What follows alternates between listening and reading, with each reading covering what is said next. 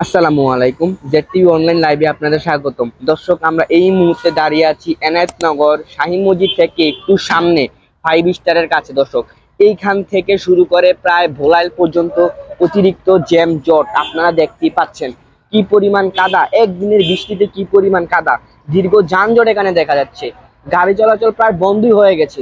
দর্শক, আপনারা দেখতেই পাচ্ছেন অন্যান্য দিনের তুলনায় আজকে একটু বেশি জ্যাম জট, গাড়ি চলাচল প্রায় বন্ধই হয়ে গেছে। দর্শক, এতে করে সাধারণ মানুষ চরম ভোগান্তিতে পড়ছে।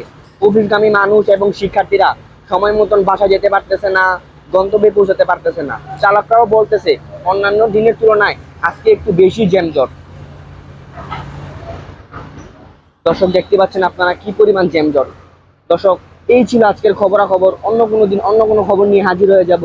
আমি হাসান জয়। ততক্ষণ সবাই সুস্থ থাকবেন, ভালো থাকবেন, জেড টিভি অনলাইন লাইভ চ্যানেলের সাথে থাকবেন। আসসালামু আলাইকুম।